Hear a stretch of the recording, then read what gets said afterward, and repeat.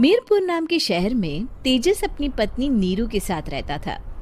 पति पत्नी दोनों ही नौकरी करते थे। एक दिन तेजस गांव अपनी माँ के पास फोन करता है। हेलो, प्रणाम माँ। जीते रहो माँ, तुम दादी बनने वाली हो हैं? अरे वाह, ठीक है बेटा, मैं कल ही आती हूँ। जब माँ जी शहर पहुंची तो बेटे बहू ने बहुत अच्छे से स्वागत किया। लीजिए माँ जी, चाय। अरे गर्मा गर्म पकोड़े ले आओ माँ के लिए।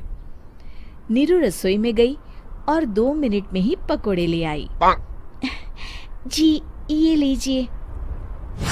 बहू जादू से बनाए हैं क्या? अभी तो रसोई में गई थी।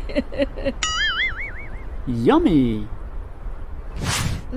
माँ जी, शीला रसोई में पकोड़े तल रही है, मैं बस लेकर आई।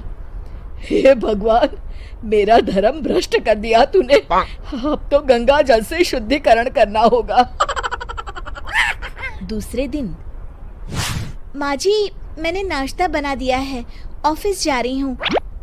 पर अभी तो घर का सारा काम पड़ा है।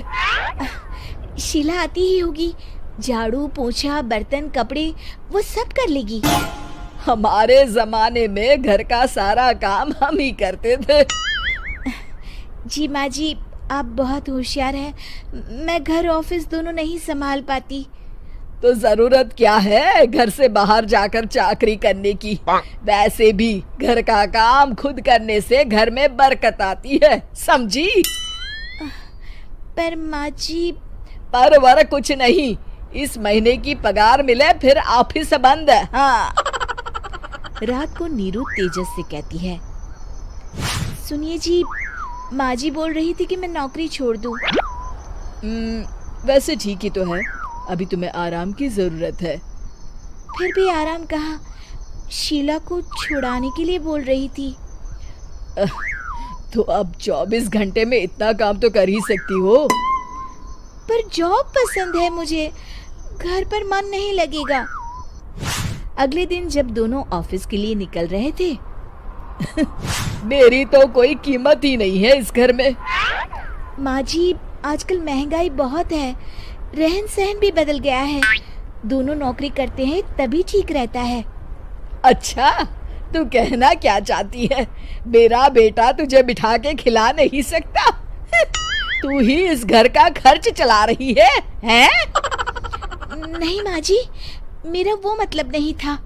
मतलब खूब समझती हूँ, ये बाल धूप में सफेद नहीं किए मैंने। हाँ। अब तो ये रोज का काम हो गया था। तेजस भी रोज की झिकझिक से परेशान हो गया था। एक दिन उसने कहा, नीरू, वैसे भी तुम्हें मैटरनिटी लीव मिलने वाली है, तो अभी से ही छुट्टी ले लो। पर क्या, मेरी सैलरी अच्छी खासी है। आखिर नीरू ने रिजाइन कर दिया। जब बच्चा हुआ तो घर में सब बहुत खुश हुए। कुछ दिनों बाद तेजस फाइल देख रहा था। क्या हुआ तेजस, कुछ परेशान लग रहे हो? हाँ, वो हमारी जितनी सेविंग्स थी वो तो हॉस्पिटल में और छठी के फंक्शन में खत्म हो गई है नीरू। और अभी वैसे मंदी चल रही है तो मैं बोल रही थी कल मुन्ना को हेपेटाइटिस का टीका लगवाना है। नीरू, क्या पोस्टपोन नहीं कर सकते? नहीं जी, बिल्कुल नहीं। अब तेजस को समझ में आ रहा था कि उससे गलती हुई है। पैसों की कमी का असर घर के माहौल पर भी पड़ रहा था। अगले दिन, बेटा मेरा चश्मा और ये दवाइयाँ ले आना, पर्चा देते हुए माँ जी ने कहा। जी। तेजस, मुन्ना के लिए दूध का डिब्बा और डायपर भी ले आना, और ये किराने के सामान की लिस्ट है, इसे भी लाना है। तेजस गुस्से में लिस्ट मरोड़कर फेंकता है और चिल्लाता है, पैसे क्या पेड़ पर उगते हैं? ये ले आना, वो ले आना। अरे, पर ये जरूरत का सामान ही है। वो गुस्से में बिना कुछ कहे ऑफिस चला गया।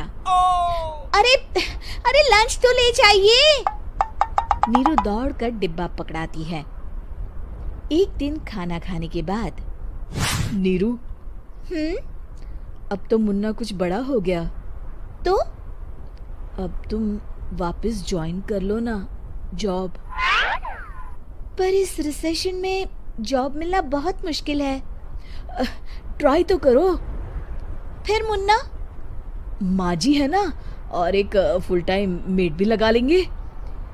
पर माँ जी, उन्हें तो पसंद नहीं।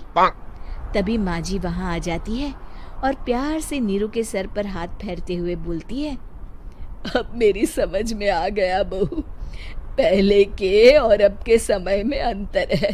तुम काम शुरू करो, मुन्ना की जिम्मेदारी मेरी। मेरी प्यारी माँ जी। ये कहकर नीरू उनके गले लग गई। शिक्षा, परिवर्तन संसार का नियम है, हमें भी समय के साथ चलना चाहिए।